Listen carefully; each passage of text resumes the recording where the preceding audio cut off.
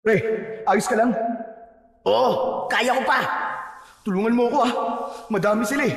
Kailangan ko ng kasamang lumaban. Pre, hindi ka naman nag-iisa sa laban na to eh. Sasamahan kita.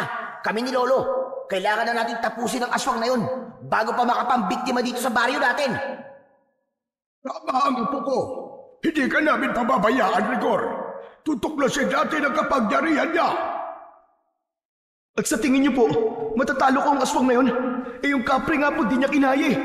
Para ako nagpapakamatay nun, Lolo. Magandang araw po sa inyong lahat. Ngayong araw po na ito, isang kwento ng tapang, kabayanihan at pagbabago ang inyong mapapakinggan. Ito ay ang kwento ni Rigor at Torio, dalawang binatang ordinaryo, pero sa isang iglap ay naging hindi inaasahang tagapagligtas ng kanilang baryo. Nangyari ito dahil sa tulong ng isang bagay na hindi nila inaasahan. Yun ay walang iba kundi ang tabako ng kapre. Pero paano kaya nagsimula ang lahat? Paano ito napunta kay Rigor? At anong sikreto ang tinataglay ng tabakong yun? At paanong naging susi ito sa paglaban sa mga aswang na sumugod sa kanilang baryo? Ngunit bago po ang lahat mga idol, huwag po nating kalimutan mag-subscribe at i-hit ang notification bell sa aking YouTube channel na The Voice Addict at Apong Isaak para sa mas marami pang makapigil hiningang kwentong aswang at katatakutan mula sa mundo ng kababalaghan. Umpisahan na po natin ang kwento. Sa ilalim ng lumang tolda sa isang sari-sari store, nakatambay ang dalawang magkaibigan. Nakaupo sila sa upuan na ang isang paa ay nakaangat. May hawak na bote ng alak sa kanang kamay at yose naman sa kabila. Panay ang hit-hitbugan nila, tawanan at tagay at paulit-ulit. Sila ay sina Rigor at Torio, magkababata, magkaibigan at tinatawag sa bansag na sunog baga tandem. Araw-araw silang nakabalandra sa tindahan ng baklitang si Barbie. Amoy alak at usok ng sigarilyo palagi. Si Rigor, payat na matangkad, laging nakasando na butas-butas. Samantalang si Torio naman ay mataba, bilugan ng tiyan, mahaba ang buhok sa batok, palaging may sombrero na may tatak ng isang brand ng sigarilyo. At sa araw ng yung panay ang paypay nila habang lumalaklak ng alak. Grabe, ang init talaga no? Di ko na matake to pare ah. Whew! Kalma lang. Alam mo yung init na yan, iniisip mo lang yan eh. Huwag mong isipin para hindi mainit. Sus, paano di ko iisipin? Tignan mo, tagaktak na ang pawis sa noo ko. Pambihira naman kasi ito si Barbie. Abay malaki na ang kinikita sa atin ito at di man lang tayo malibre sa electric pan. Walang sense of customer service eh. Di marunong pahalagaan ng customer niya. Hoy, hoy, hoy. Anong chika yung hindi ako marunong mag-customer service, ha? Aba, I think again, ha? Kung ililibre ko pa sa inyo yung kuryenteng pang-electric fan, aba, lugi na ang beauty ko niyan. Ang taas-taas na kaya ng kuryente ngayon. Tapos, panay pa kayo hingi ng discount? Diyos ko, ha? Ngayon, electric fan pa talaga. Grabe kayo, mga walang hiyang to. Gusto niya ata mawalan ako ng negosyo eh. Che! Grabe ka naman, dami mo naman kagad sinabi. Hayaan mo na yan, pre. Pero may punto naman si Barbie. Mahal talaga ang kuryente ngayon. Saka, alam mo pre, sa panahon ngayon, wala nang libre. Sus, pwede naman kung talagang makatao lang yan si Barbie. Parang hangin lang dito yan eh. Walang kakonse-konsensya. Abat, sobra naman yata yun, Rigor. Aba bakit? Totoo naman ah. Regular customer mo kami dito, pero kulang ka sa aruga at pagmamahal sa amin. Kundi lang masarap ang mani mo eh. Lilipat na kami sa ibang tambayan eh. Di lumipat kayo ng tambayan kung gusto nyo. Go lang! Sinong tinakot nyo? Mas bet ko pa nga yun, no? Para naman makaranas ako ng konting peace and quiet dito sa kaharian ko. Tsaka feeling ko, ha? Feeling lang naman. Mas lalaki pa ang benta ko pag nawala kayo dito. Bakit kanyo? Kasi Natatakot sa inyo yung ibang customer eh. Akala nila palaging may World War III dito sa ilalim ng trapal ko. So yes, besh, please lang no, bigyan nyo naman ako ng break. Tignan mo to. Kontrabida ka talaga dito no? Akala mo, di nakikinabang talaga sa atin eh. Para kang ano eh, yung bang tipong hindi pa dinadatnan pero menopause na. Kaya walang magkagusto sa'yo eh. Ang sungit-sungit mo kasi. Hoy, excuse me ha, may jowa ko no? Anong wala nagkakagusto? Charotera ka? Sa ganda kong to, tignan mo, fresh na fresh, witty at always on flick. Hoy, may nagmamahal sa akin, baka akala mo. May special someone na kung lagi nagpapakilig sa akin. Eh kayo, wala. As in nga. Puro tagay, puro yosi. Pero jowa, wale. Kaya wag kayong bitter no, mga beshi. Aba, sumusobra ka na. Patulang ko na kaya to, pre. Kalma. Si Barbie yan eh. Para namang di ka sanay sa bibig niyan. Hayaan mo na. Sige na nga. Ay, nako. Kung bakit ba naman kasi ang hirap ng buhay eh. Alam mo, kung mayaman lang ako, yung tipong may swimming pool at may mansyon, nako, araw-araw talaga tayong iinom at maghapong lalangoy sa swimming pool kasama ang maraming chika babes. Nako, Chong, mangyari kaya yon? Pero itong naisip ko, Chong, paano kaya kung mag-vlog tayo? Madali rin daw yumaman kapag naging vlogger ka. Lalo na kapag viral. Ano kaya, Chong, kung i-vlog natin yung mga ganito nating ganap? Alin, yung palaging pag-iinom? Oh, patok yun. Ay, mga ateng, talagang nangarap pa kayo yumaman ha? Tapos vlogging pa ang puntirya nyo? Hoy. Huwag kayo magkalat ng mga kaetyo salat kasamaan nyo sa SOCMED ha? Please lang, tigil-tigilan nyo. Sobra ka naman. Kasamaan ka agad. OA. Sorry natapakan ba namin yung perfect mong pagkatao? Akala ko ba pre, walang pikunan. Hoy Barbie, mabuti pa manahimik ka na lang dyan. Tiko mo na yung bibig mo. Hayaan mo na lang kami dito ni Torio no? Saka, maski naman ganito kami, mabait naman kami, di ba? Wala naman kaming masamang ginagawa sa iba. Wala naman kaming pineperwisyo. Sa bagay, pero wait lang, may sasabihin ako. Don't me. Huwag kayong magalit. Kung ako sa inyo, itigil nyo na ang walwal. Mga besh, huwag nyong i-abuse ang ganda ng katawan nyo, sayang. At kesa tambay lang kayo ng tambay dito, go na. Hanap-hanap din ng work pag may time, no? Push natin yan, mga akla. Hoy, ikaw, huwag mo kasi kaming pangunahan sa gusto namin mangyari sa buhay namin. May plano din naman kami magkatrabaho, no? Pero sa ngayon, wag muna. Nag-e-enjoy pa kami nitong si paring rigor ko eh. Basta't magkasama kami nito, solve na kami. O siya. Fine, mga ati. Kayo na ang winner sa universe, charot. O siya, sige. Aalis na ako ha. Mamamalengke pa ang beauty ko. Pamangking ko na lang muna bahala sa inyo ha. Babush, don't miss me too much ha. Mwah, chup chup. Bye-bye. Umalis na si Barbie, bit-bit ang eco bag. Kumikembot-kembot pa ang balakang na parang rumarampa sa runway. Sa ilalim ng tolda, hindi na mapigil ang tawanan ni Narigor at Torio. Pambihira. Grabe talaga to si Barbie, no? Ang daming charot. Pero aminin mo maski sobrang sungit yan sa atin minsan, ang puso niyan, solid na mabait at matulungin. Wala akong masabi dyan, pare. Ayo naman, tama ka dyan, tol. Kasi yan, siya lang ang may lakas ng loob na pautangin tayo sa oras ng kagipitan natin. Hindi siya nagdadalawang isip na magbigay ng pera o kaya ng gamot. Tulad na lang nung nagkasakit ang tatay ko, di ba? Tama ka. Pero pre, naniniwala ka ba sa sinasabi niya na may jowa siya? Hindi ko alam, pre. Di ko maisip kung paano magkakajowang isang baklang kapre. Hoy, grabe ka naman kay Barbie. Bakit? Totoo naman pre Aminin mo, mukha talaga siyang kapre. Ang laki ba naman ng katawan puro muscle. Tapos, ang itim pa ng balat. Kapag tumayo yan doon sa may balete sa bukid, panigurado, mapagkakamalan niyang kapreng naninirahan doon Sa pagkakabanggit ni Rigor sa kapre sa may balete, Biglang natahimik ang dalawa. Ang masayang tawanan nila ay napalitan ng isang sandaling katahimikan. Bigla nilang naalala ang mga naging usap-usapan na umiikot sa baryo tungkol dito.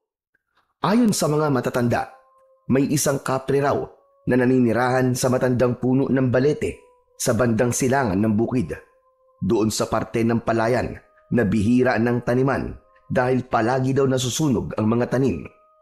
Malaki daw ang katawan nito, sabi ng mga nakakakita. Mabalahibo at laging may dalang malaking tabako na binubuga kahit wala namang apoy. Pinaniniwalaan ng karamihan na may binabantayan itong kayamanan sa lugar na yon. Ngunit hindi naman ito mapakailaman ng mga tao dahil na rin sa takot. Dahil may kumakalat na kwento tungkol sa isang lasing na napadpad sa balete at natagpuan kinabukasan na nasiraan ng bait. Mula noon, pagsapit pa lang ng takip silim ay bihira na ang dumaraan sa parteng yun ng bukid. Pre, totoo kaya yung sinabi nila na may kayamanang binabantayan ng kapre doon sa balete? Ano kaya kung hanapin natin? Baka yun ang sagot sa kahirapan natin, pre. Baka doon na tayo yumaman. Totoo naman daw yung pre, sabi ng lolo ko. Pero posible na mahanap yun. Lalo't nasa ilalim ng mahika ng kapre yun. Naniniwala ka bang may sa tagabulag ang kapre? Kaya maski nasa harapan mo na ang kayamanan yun, ay di mo pa rin makikita kung di talaga sa'yo ipagkakaloob ng tagabantay. Ganun ba yun? E di, subukan kaya natin doon na lang tumambay. Malay mo, maawa sa atin yung kapre tapos sa atin ibigay yung kayamanan niya. Seryoso ka ba dyan, pre? Oo nga. Nako, pre. Mukhang imposibleng maawa sa atin ang kapre. Kaya hindi natin mahanap yung kayamanan na yun. Bakit naman? Kasi pre, hindi mabait ang kapre. Wala silang awa. Ang hilig lang nila, manakot, mantrip, o kaya laruin ng mga tao. Ganun ba? Sayang naman. Pero teka, may naalala akong sinabi ni Lolo nun tungkol sa mga yan. Ano naman yun? Yung tabako nila. Kapag napasa kamay daw ng tao yun, pwedeng magbigay ng swerte sa negosyo o kaya sa sugal. Talaga? Eh di yun na lang ang kunin natin. Hindi yung kayamanan. Hindi ganun kadali yun, Rigor. Una sa lahat, hindi basta-basta lumalabas ang kapre. Pangalawa, hindi rin nila basta binibitiwan ang tabako nila. Eh paano kung agawin natin? Aba, mas lalong hindi pwede. Delikado yun, no?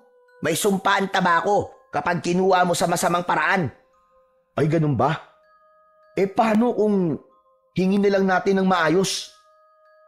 Pwede siguro, pero may kapalit yun, sigurado ko. Subukan natin, Toryo. Maski ilang gabi lang. Sigurado ka ba talaga? Oo nga. Ano, deal? Mamayang gabi. Pagkatapos natin dito, daan tayo dun. Sige, ikaw ang bahala.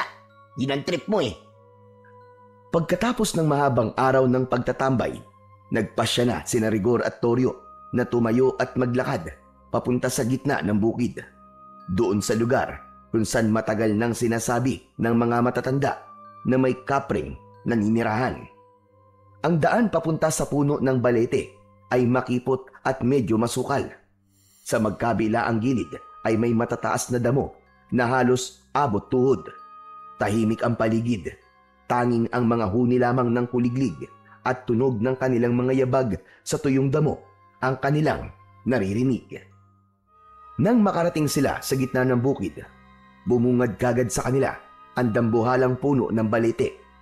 Sa ilalim ng puno ay halos walang tumutubong damo. Lupa lang na tuyo, bitak-bitak na parang pinipigilan ang alinmang halaman na tumubo doon. Ang paligid ay may amoy. Hindi mabaho, pero kakaiba. Parang pinaghalong lupa, alikabok at sunog na dahon. Andito na tayo, Tol. Simulan na natin yung plano natin na mag-alay. Tignan mo nga kung kumpleto lahat ng dala natin. Alak? Check. Sigarilyo? Check. Tapang? Check na check. Ayos. Sige, dali mo na dito yung mga yan. Sa paanan ng balete, inilapag nila ang dalang alak at sigarilyo. Binuksan ni Rigor ang bote at nilagyan ng konting laman ang dalang baso. Kaibigang kapre, para sa'yo to ah. Peace tayo ah. Hindi kami nandito para makipag-away. Nandito kami para makipagkaibigan. Tahimik, walang tugon mula sa nilalang. Ngunit maya-maya, may dumampi na isang malamig na hangin sa batok ni Rigor. Napalingon siya. Wala namang tao. Bakit, Rigor? Kanina ka palingon ng lingon ah. Ha? Wala to. Okay lang ako. Dito na muna tayo tumambay kahit hanggang 10:00 lang ng gabi. Hintayin natin baka sakaling magpakita sa atin yung kapre. Sige tol, walang problema sa akin. Ilang sandali pa ang lumipas. Biglang gumalaw ang mga sanga at dahon ng puno maski wala namang malakas na hangin. At kasabay nito ay nakarinig sila ng mahinang halakhak. Mababa, malalim, parang galing sa itaas. Dahan-dahang umikot ang mga mata ni Rigor. Wala pa rin siyang nakita, pero ramdam niya na may ibang presensya na sa paligid. Pre, hindi ba nararamdaman? Parang may nakatingin sa atin eh. Oo, tol. Ramdam ko. Teka lang, dinadaga ka na ba? Ako hindi ah. Bakit naman ako dadagain? Kapre lang yan, no? Patuloy pang nakiramdam ang dalawa. Si Rigor ay nanlalamig na ang palad sa kaba pero di nagpapahalata sa kanyang kasama. Maigpit ang pagkakakapit niya sa laylayan ng kanyang t-shirt. Bahagyang nakayuko ang katawan niya pero ang mga mata niya ay mabilis na lumilingon-lingon sa paligid. Parang naghahanap ng mga senyales ng peligro. Pawisan ang noo niya kahit malamig naman ang simoy ng hangin at bahagyang nanginginig ang kanyang dalawang tuhod. Samantala, si Toryo naman ay hindi rin mapakali pero pinipilit na ipakitang matapang siya. Ayaw niyang pagtawanan siya ni Rigor, lalo pat palagi niyang ipinagmamalaki sa kaibigan na siya ay isang apo ng magaling na albularyo, na siya ang susunod sa yapak ng kanyang lolo. Na matapang siya, malakas at handang-handa sa anumang laban. Ngunit ang totoo, kanina pa siya basa ng pawis at tila nahihirapan na sa paghinga. Sa kabila ng pagtapang-tapangan niya, halata na ang takot sa kanyang mga mata. Parehas silang walang imik, pero bigla na lang nakarinig sila ng isang malakas na tunog. May nabaling sanga at bumagsak ito sa harap nila. Nagkatinginan silang dalawa at sabay na patingala, ngunit wala naman silang makita sa itaas. Sa halip ay patuloy lang ang pagbaba ng mga sanga na parang may umaapak na mabigat na nilalang. Bigla ding umalingasaw ang isang mabahong amoy. Toryo, hindi kaya yan na yung kapre? Rigor, tara na. Hindi ko na gusto ito nangyayaring to. Ayoko na. Umuwi na tayo. Hindi na napigilan ni Toryo ang sarili. Umamin siya kay Rigor na nagsisimula na siyang matakot. Dahan-dahan silang napaatras. Ngunit nakakailang hakbang pa lamang sila ay muli may narinig silang mababang halakhak. Mas malapit, mas malinaw. Anong ibig niyong sabihin? Aalis na kayo? Pareho silang natigilan at nagkatinginan sa isa't isa. Pareho silang tila natuod, hindi makagalaw sa kanilang kinatatayuan. Sa itaas ng punong balete, unti-unting lumitaw ang isang kapre. Isang dambuhalang nilalang. Malaki ang katawan, maitim ang balat, mabalahibo mula ulo hanggang paa. Ang kanyang mga mata ay pulang-pula, nanlilisik at tila umaapoy sa dilim ng gabi. Ang ilong nito ay malaki, malapad ang bibig at may mahahabang ngipin na naninilaw. Matalim, may hawak itong isang malaking tabako na nagbabaga pa at may amoy na masangsang na parang pinagsamang sunog at bulok na dahon. Hindi ito gumagalaw, palipat-lipat ang tingin sa kanilang dalawa. Rigor! Rigor! Takbo na tayo! Ngunit hindi pa rin sila makakilos. Parang may humahad lang sa bawat galaw nila. Narinig nilang tumawa ang kapre. Umalingaw-ngaw ito sa kabukiran. Nagsimula na itong bumaba mula sa puno. Diyos ko! Anong gagawin ko? Ah! Pinilit na iniatras ni Toryo ang kanyang isang paa at sa wakas, naihakbang niya ito paatras. Doon na bumalik sa normal ang kanyang pagkilos. Rigor! Takbo na! Takbo! Sa sigaw na yun, doon palang natauhan si Rigor. Humakbang na rin siya palayo sa nilalang.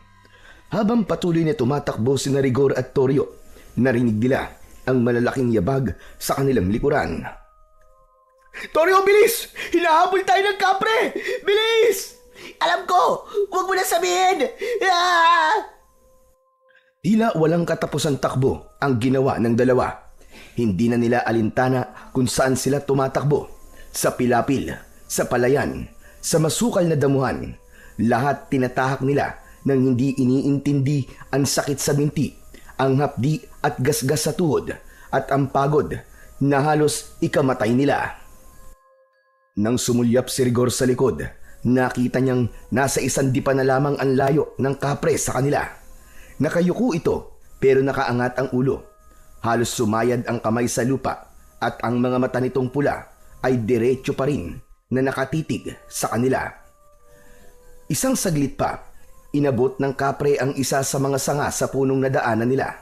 Naputol yun at inihagis sa direksyon nila. Tumama ito kay Toryo na agad tumilapon sa putikan. Toryo! Toryo, dali! Tayo!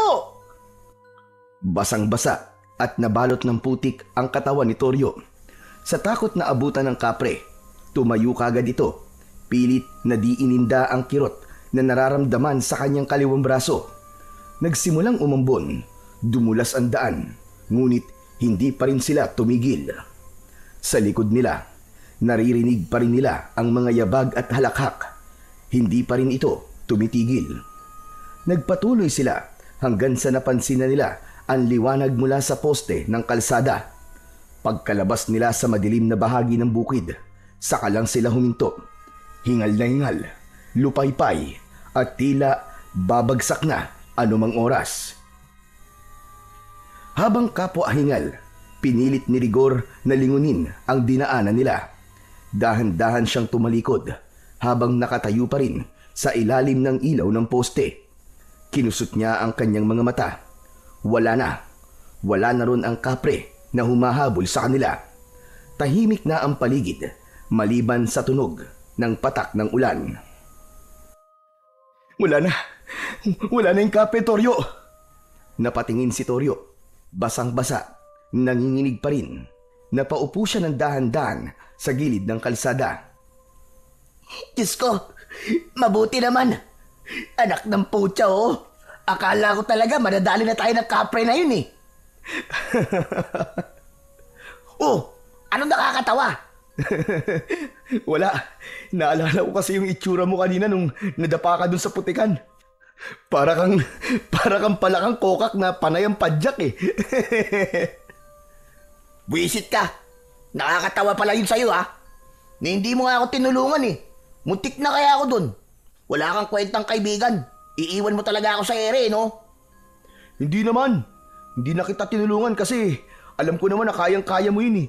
Di ba palagi mong sinasabi na apo ka ng albularyo at ikaw ang susunod sa yapak niya? Abay, sa kapre lang eh. Tiklop na tiklop ka. Bigla ka na nigas. Sira ulo. Kung makatawa ka dyan, kala mo hindi na ihisa sa lawal. Akala mo di ko alam ha. Hindi porket tumuulan, hindi ko na mahahalata na hindi galing sa ulan yung dumadaloy dyan sa binti mo kanina. Kadiri ka. Oo na. Sige na, tama ka na. Eh, nakakatakot naman talaga eh. Sino bang di maiihi? Alam mo, hindi ko naman talaga inaasahan na totoo na yung nilalang na yun. Na sobrang nakakatakot ang mukha at itsura niya. Halimaw pa lang talaga. Maganda pa si Barbie dun. Oo nga, tama ka. Malayong di hamak na nakakatakot ang itsura ng kapre na yun kesa kay Barbie. Sinabi mo pa. O ano, tara, uwi na tayo. Oo, tara na. Uwi na tayo. Baka mamaya, bumalik pa yung kapre na yun eh. Sabay na naglakad ang dalawa. Ngunit nang papaliko na si Rigor sa kabilang daan pa uwi, napalingon siya kay Toryo. Napakunot ang kanyang noo. Teka pre, ano nangyari sa'yo? Ayos ka lang ba? Napatigil si Toryo. Halatang nagulat sa tanong. Napahawak siya sa sariling balikat. Ewan, medyo masakit tong balikat ko eh. Ito yata yung tinamaan nung sanga kanina. Naalala ko parang may tumunog mula sa loob eh. Pero hindi naman masyadong masakit. Kaya ko pa naman. Patingin nga ako. Naku, Chong. Masama yata ang tama mo ah. Pre, baka nabali ito. Tignan mo. Subukan mo ang ituwid ang balikat mo at itaas mo yung kamay mo. Napansin ko kasing nakalaylay lang eh. Pre, ayaw eh. Wala akong maramdaman. Naku. Sabi ko na nga be. Halika, samahan na kita pa uwi sa inyo. Baka sakaling kaya pa tong remedyoan ng lolo mo. O wag na pre. Baka sermonan lang tayo nun kapag nalaman niya ang ginawa natin eh. Titiisin mo yan? Sigurado ka? Eh wala naman akong ibang kilalang marunong manghilot ng ganyan dito, kundi ang lolo mo lang. Hay nako. Sige na. Tara na kay lolo. Bahala na si Batman. Mabilis na nakarating ang dalawa sa bahay ni Ka Pablo, ang lolo ni Toryo. Halos mag-aalas 10 na ng gabi. Dahan-dahan silang naglakad palapit. Napansin nilang bukas pa ang bintana. Sa liwanag ng lumang bombilya na nakasabit sa poste, sumungaw ang anyo ni Toryo at Rigor. Basang-basang parang sisiw, putikan mula ulo hanggang paa at halatang pagod na pagod. Agad silang napansin ni Ka Pablo at noon ay nasa harap na ng bahay. Tangan ang isang tasa ng kaping barako na umuusok pa. Prente itong nakaupo sa kawayang upuan at nakasayad ang mga paang hubad sa semento. Tila di alantana ang lamig. Napakunot ang noo nito nang makita ang dalawa. Tumayo ito nang makalapit ang mga ito sa kanya. Pinagmasdan silang mabuti mula ulo hanggang paa. Abahe, ano ba yung itsura nyo na yan? Para kayo naligo sa kanala. Hindi sila kagad makasagot, lalo na si Toryo. Bumilis ang tibok ng kanyang puso. Walang pinagkaiba sa naramdaman niya kaninang hinahabol sila ng kapre. Magsalita ka! Ano na naman ba to, Toryo? Bakit ganyan ang ayos nyo? Ano ba nangyari? Tahimik lang si Toryo at Rigor. Nakatingin pero walang gustong sumagot. Nang makalapit si Ka Pablo, bigla itong napahinto. Tumaas ang kilay at umamoy-amoy. Teka lang, ano ba itong naaamoy ko? Parang amoy usok. Amoy yosi. Normal lang po yun, Lolo. Naninigarilyo kami, kaya amoy yosi kami. Hindi yan amoy ng usok ng sigarilyo. Aba, amoy kapre kayo. Paanong? Saan kayo galing, ha? Anong kabalbalan na naman ang pinasok nyo? Huwag niyong sabihin wala. Huwag niyo akong gawin tanga. Wala naman po talaga lolo eh. Nag-inom lang po kami dun sa tindahan ni Barbie. Tapos inabutan po kami ng ulan pag uwi. Huwag ka magsinungaling sa akin, Toryo. Damuho kang bata ka. Kukutosan kita dyan. Napasinghap si Rigor at bahagyang napaatras. Parang batang nasermonan ng sariling ama. Si Toryo naman, tila nabigla rin at agad napayuko. Hindi makatingin ng diretso sa kanyang lolo. Hindi kumikilos si Ka Pablo. Tahimik siyang nakatitig sa dalawa. Ilang beses ko ba sasabihin sa'yo, Toryo, na ang taong palaging nagsisinungaling ay unti-unting nawawalan ng dangal. Kahit kailan talaga, walang mabuting idudulot ang kasinungalingan. Pati sarili nyo, niloloko nyo. Kasi lolo. Anong kasi? Ikaw talaga bata ka. Yang kasinungalingan mo talaga. Pag pinabayaan niyang ganyan, ewan ko na lamang. Baka kapag tumagal pa, hindi mo na alam kumilala ng tama at mali. Hindi pa rin nagsasalita ang dalawa. Bumuntong hininga si Ka Pablo, saka palang lumambot ang muka. O sige, sabihin niyo na sa akin ang totoo. Ano ba talaga nangyari? Galing kayo sa bukid, ano? Anong ginawa niyo doon? Ano po, Lolo eh. Naku po, Lo. Hindi niyo lang po alam kung anong pinagdaanan namin kanina. Akalain niyo po yun. Totoo pala talaga ang kapre. At totoo palang nakatira talaga yun doon sa puno ng balete. Maniwala kayo, Lo. Nagpakita siya sa amin. Hinabol pa nga kami. Kaya po kami nagkaganito. Biglang nabitiwan ng matanda ang tasa at natapon ng kape sa sahig. Matapos ay mariing tumitig sa dalawa. Mga gunggong! Mga ulo niyo puro yabang, pero wala namang laman! Sinabi ko na sa iyo, Toryo, huwag kang basta-basta lumalapit sa lugar na yon! Ano po kasi, Lo eh. Gusto lang po naming...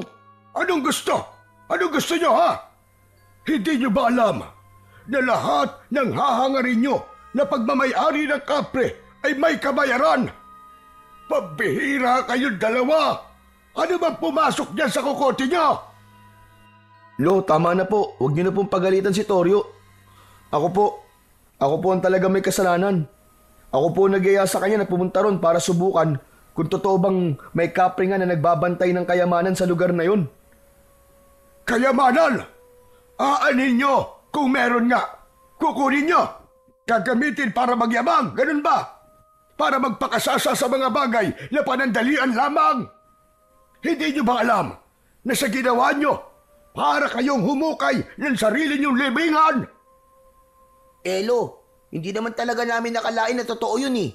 Sinakyan ko lang naman kasi ang trip nitong si Rigor eh. Anong sinakyan?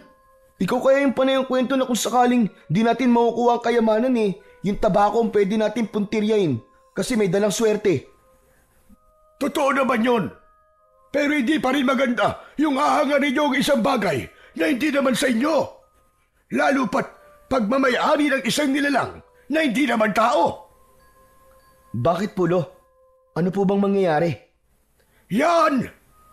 Yan ang problema sa inyo. Sugod kayo ng sugod nang wala kayong alam. Yang mga nakakatakot na nilalang, kasama na ang mga engkanto, maligno, duwende at iba pa, ay hindi lang para sa mga kwentong takutan.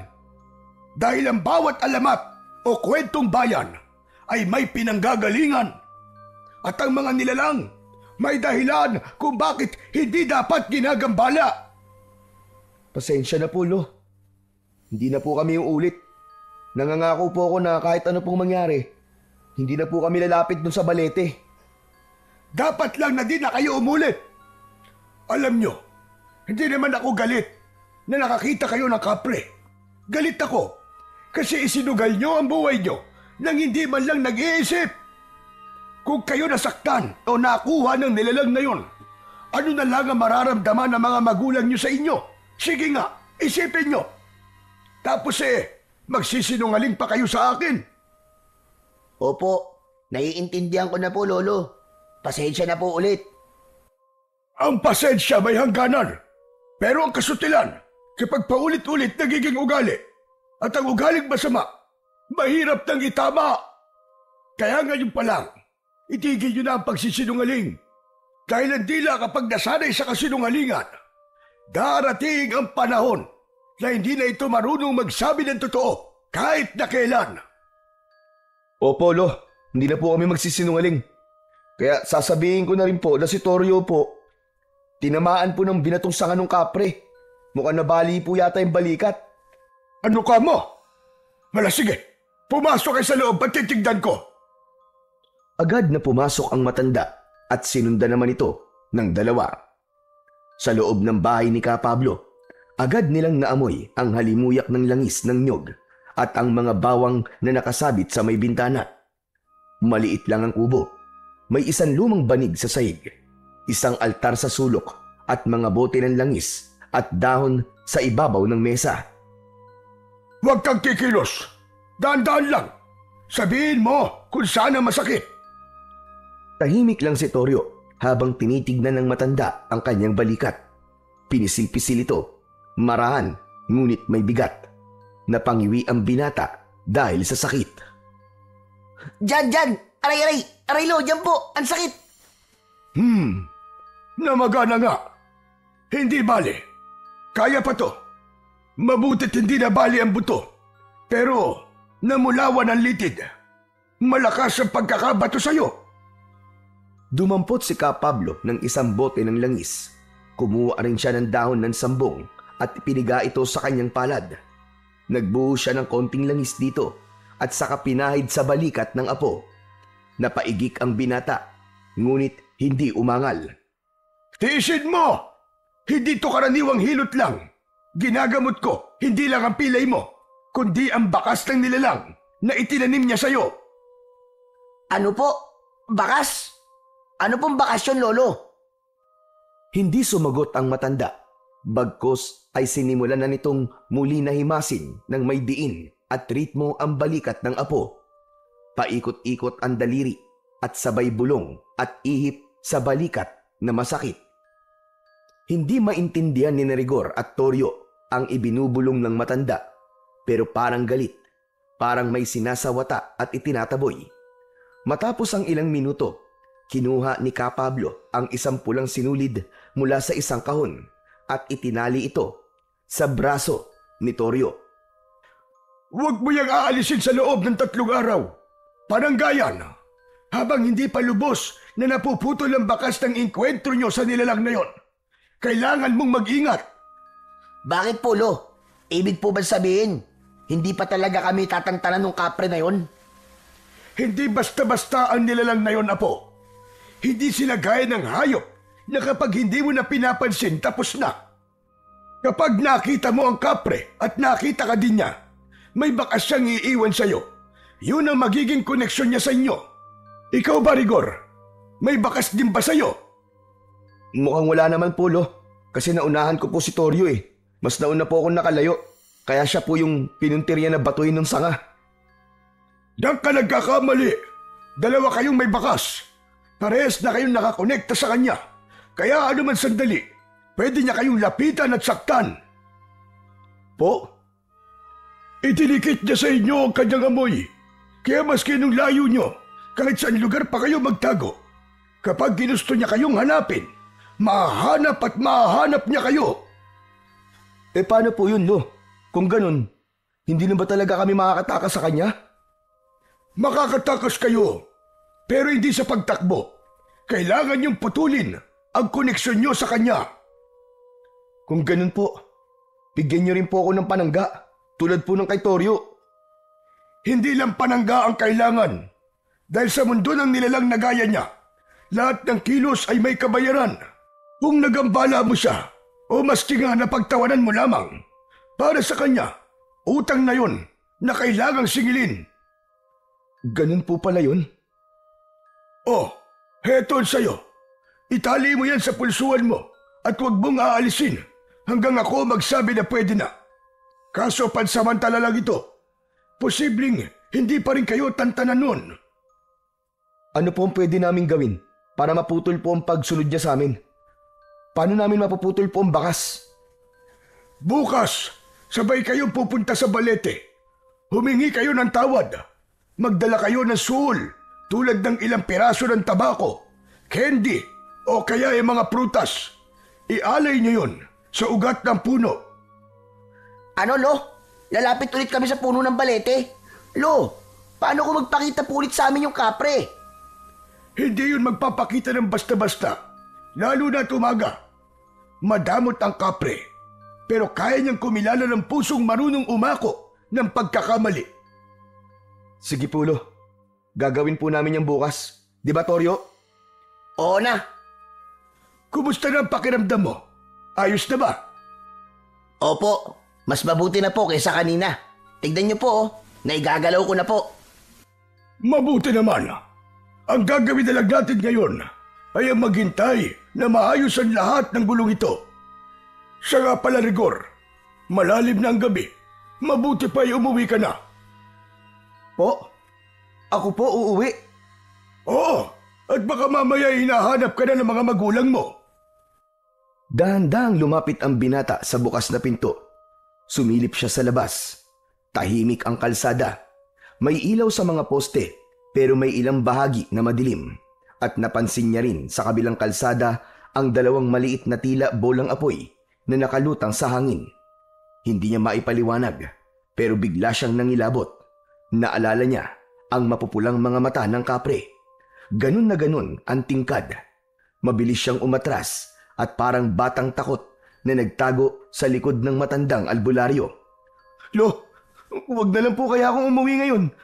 Pwede po bang dito na po muna ako matulog? Ano ka mo? Abay bakit naman? May nakita po ako sa labas eh. 2 bolang apoy po. Mapula po, Lo. Ano ka mo? Ibig sabihin nandyan ang kapre. Ibig sabihin, nakabantay siya sa inyo. Ibig sabihin nun, hindi pa siya tapos. Galit talaga siya sa inyo. Lumapit si Ka Pablo sa pinto at isinara yun. Bumulong ito ng dasal bago bumalik sa dalawa. Sige, mabuti pa nga dito ka na matulog. Hindi ligtas ang gabi sa labas ngayon. Toryo, bigyan mo ng bihisin itong kaibigan mo. Opo, Lolo. Matapos magbihis ang dalawa, ay nahiga na sila sa banig. Magkatabi silang dalawa. Samantalang si Ka Pablo ay sa upuang kawayan inihiga ang kanyang katawan. Payapa silang nakatulog ng gabing yun. Ngunit kinabukasan, paggising nila, hindi na makakilos si Toryo. Namimilipit ito sa banig, nanginginig at halos hindi na makapagsalita. Nilalagnat pero malamig ang katawan. Takot na takot si Rigor sa kanyang nakikita. Lo, ano po nangyayari sa kanya? Hindi naman po siya ganyang kagabi ah. Hinawakan ng matanda ang kanyang apo sa pulso. Tapos ay sa noo, umiling siya at tumitig kay Toryo. Ayaw siyang tigilan ng kapre. Po, hindi ba't nabigyan niyo na po siya ng proteksyon? Ano po nangyari? Oo, binigyan ko siya ng panangga. Pero mukhang hindi yun sapat. Mukhang malaki ang galit sa inyo ng kapre. Malakas at mabangis siya. Napaupo si Rigor sa gilid ng banig. Pinagmasdan niya ang kaibigang si Toryo na hindi sila naririnig. Pawis na pawis ito kahit malamig ang paligid. Tapos ang kanyang mga mata ay namumula. Pero Lo, bakit ganun? Ba't siya galit sa amin eh? Wala naman po talaga kaming nakuha eh. Umalis nga kami kaagad nung hinabol kami. Hindi lang bagay ang binibilang ng kapre. Maski yung pangiistorbo sa kanya, yung paglapit ng walang paalam, lahat yun pagnanakaw na sa tingin nila. Anong gagawin natin ngayon, Lo? Kung di sapat ang panangga, paano natin siya ililigtas? Mapapagaling niyo pa po ba siya? May paraan, pero mahirap gawin. Teka lang, diyan ka lang muna at may kukunin lang ako. Tumayo ang matanda at kinuha ang lumang kahon ng kanyang mga gamit bilang albularyo. Binuksan niya yon at inilabas ang isang balisong na may ukit, ilang piraso ng itim na kandila at maliit na sisidlan ng asin. Kakailanganin natin makipagayos, pero para makuha natin ang atensyon ng kapre, kailangan may hawak tayong bagay na mula sa kanya. Kung makakakuha tayo ng kahit piraso ng balat ng puno niya o kahit isang hibla ng buhok niya, basta may ugnayan sa kanya. Kung makakakuha tayo ng ganon, pwede nating gamitin yon para mapilit siyang makinig. Ibig sabihin, Lo, kailangan lumapit sa kanya at manguha ng bagay na mahalaga sa kanya? Eksakto! Bakit po ako? Abay, sino pa ba ang aasahan mo? Ako? Siraulo ka. Matanda na ako. Ugod-ugod na. Pero Lo, natatakot po ako eh. Huwag kang matakot. Kailangan mong gawin ito. Dahil pagkatapos niya sa apo ko, sigurado ko na ikaw naman ang isusunod niya. Tahimik na nag-isip si Rigor. Tumingin siya kay Toryo, tapos kay Ka Pablo. Hindi niya gusto ang ideya, pero alam niyang wala na silang ibang pagpipilian. Sige po, kung kinakailangan gawin, gagawin ko po. Kahit delikado. Basta gumaling lang po si Toryo. Salamat! Salamat sa pagmamalasakit mo sa apo ko. O heto, kunin mo. Maaari mong gamitin yan kapag nagkaroon ng aberya sa paglapit mo sa kapre. Ano po ito, Lo? Ito ang tinatawag naming balisong na dungaw. Iniabot ni Ka Pablo ang balisong kay Rigor. Maingat itong kinuha ng binata at habang hawak-hawak ay hindi niya napigilang pagmasdan ang kakaibang anyo nito. Balisong na dungaw? Ano naman pong klaseng salita yun? Ang ibig sabihin ng dungaw ay iyak o panaghoy sa patay. Ito ang ipinangalan sa balisong na to dahil sa madugo nitong kasaysayan. Talaga po? Ang astig naman. Ano po bang kasaysayan nito? Ang sandata na ito ay dating pagmamayari ng pinakamalupit na antingerong si Apo Itap. Kinatatakutan siya ng lahat ng mga nilalang ng dilim noon. Mga aswang, tikbalang, engkanto at iba pa. Pinagmasdan pa ng mabuti ni Rigor ang balisong. Ang hawakan nito ay gawa sa ugat ng balete na ayon sa matanda ay ugat na kusang nahulog mula sa puno. Sinasabing sagrado ang ganong klase ng ugat at may taglay na lakas na hindi basta-basta napapansin ng tao. Pero takot dito ang mga nilalang na hindi tao. Ang sukat nito ay sakto lang sa palad ni Rigor. Mga 8 pulgada ang haba ng talim at 3 pulgada naman ang hawakan. Ang talim ay makinis. May mga ukit na tila sinaunang simbolo. Sa gilid naman ng hawakan, may tali ng pulang sinulid na nakapalupot.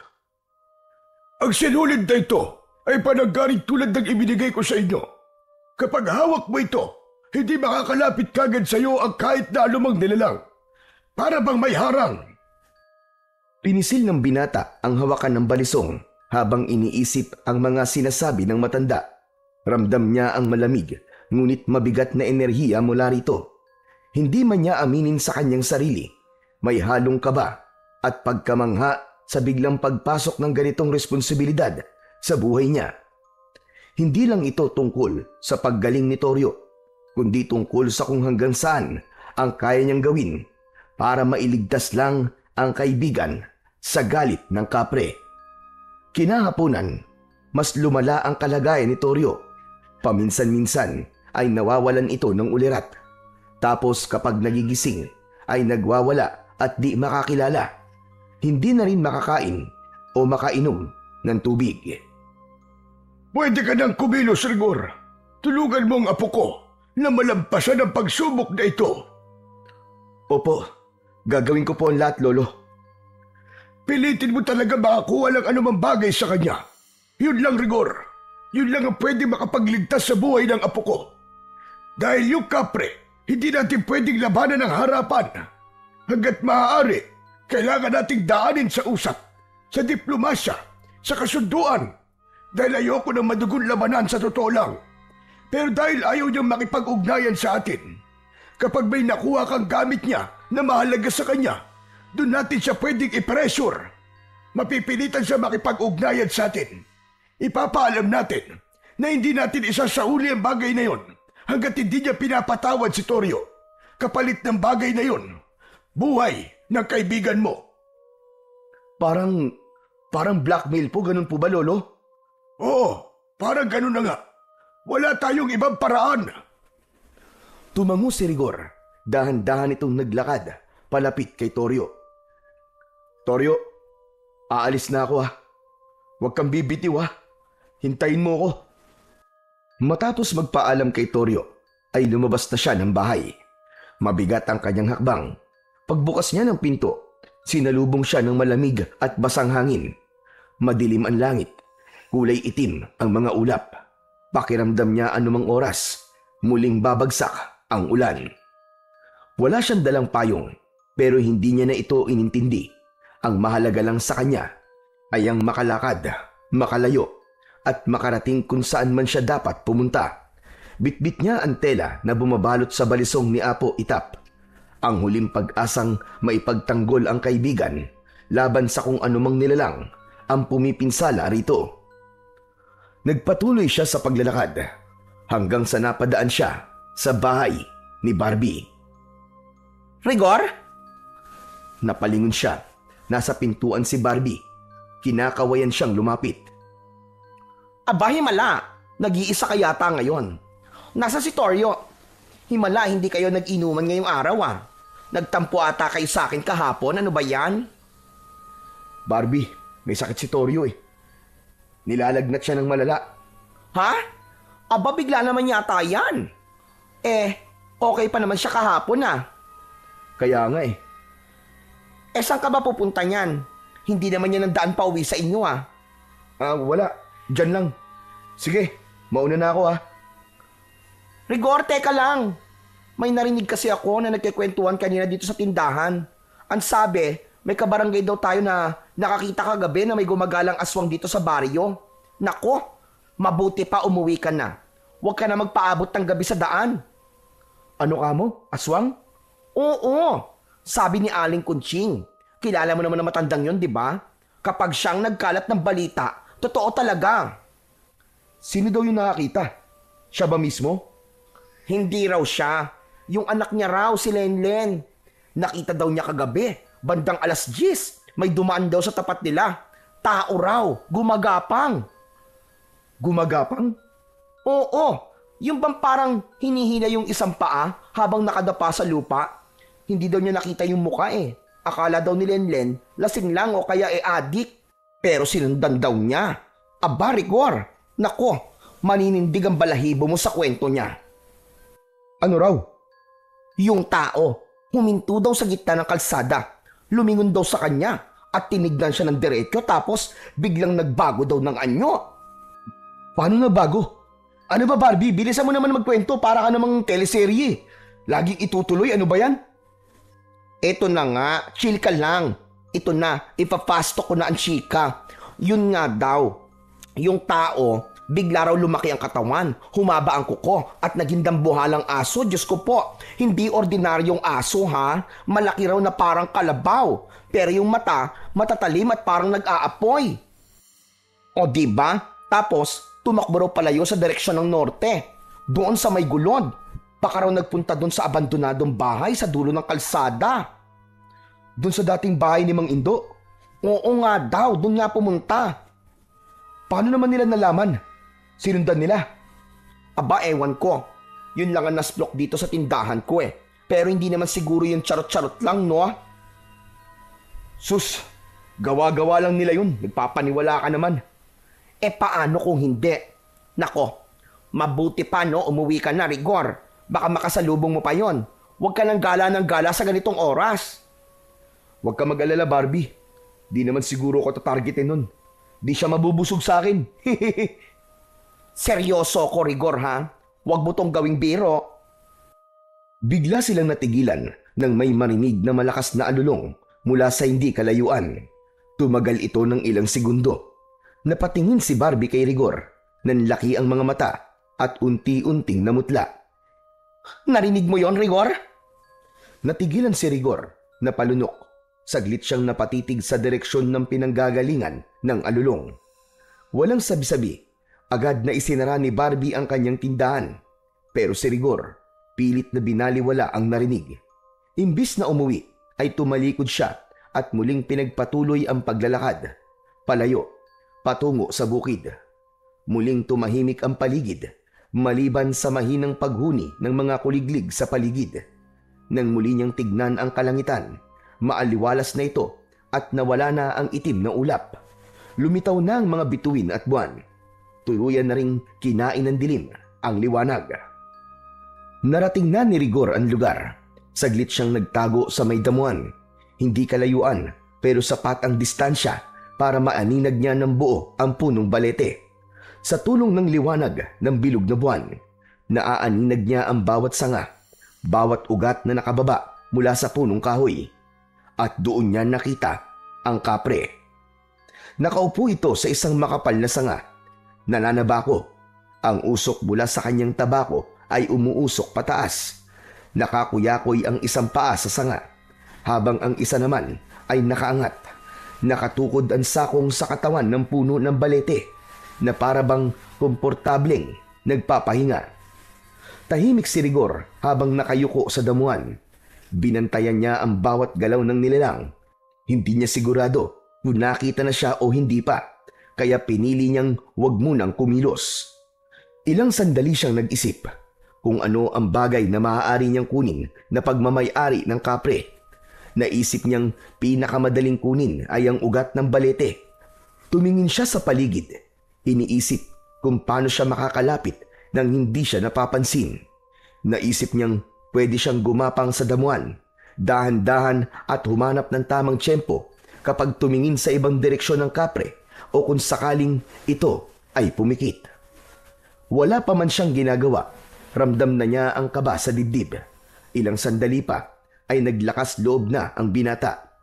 Nagsimula na itong gumapang, ngunit hindi man siya nakakalabas ng damuhan ay may narinig na siyang mabilis na kaluskos mula sa kabilang bahagi ng damuhan.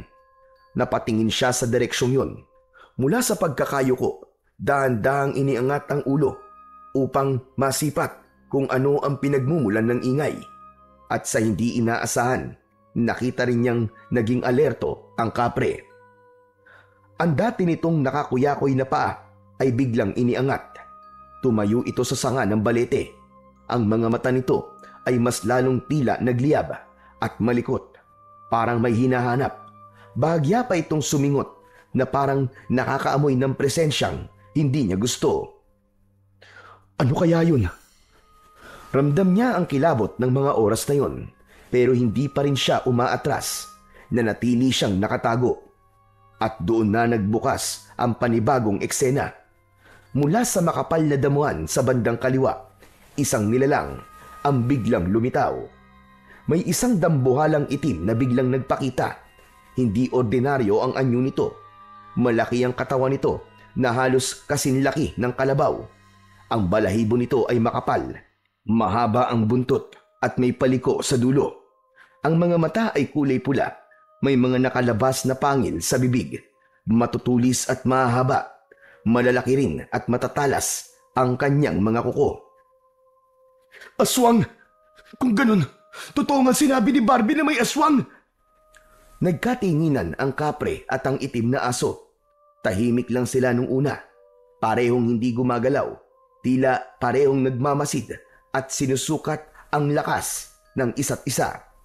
Hindi nagtagal. Ang kapre ang unang umangil, isang malalim at mababang tinig na parang nanggagaling sa ilalim ng lupa. Ang mga sanga ng balete ay tila bahagyang bumaba at yumuko. At ang kapre tumalon mula sa itaas at bumaba. Medyo umuga ang lupa. Sa isang iglap, nakatayo na ito sa ilalim ng punong balete, nakaharap sa aswang. Ano kayang mangyayari? Mukhang maglalaban sila! Habang nakatayo ang kapre, biglang sumugod sa kanya ang aswang. Sa bilis ng kilos nito, halos hindi nasundan ng mata ni Rigor ang galaw. Sa bilis ay tila nagmukha na lang itong anino na sumagasa sa katawan ng kapre. Ngunit mabilis ring nakaresponde ang kapre.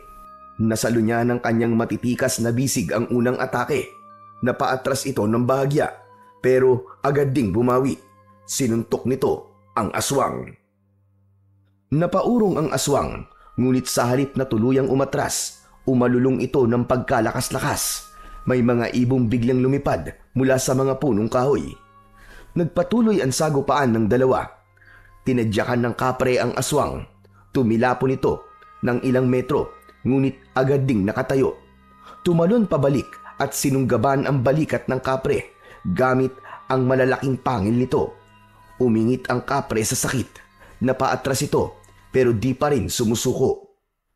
Kumuha ng malaking sanga ang kapre mula sa lupa. Mistulang kahoy na baston.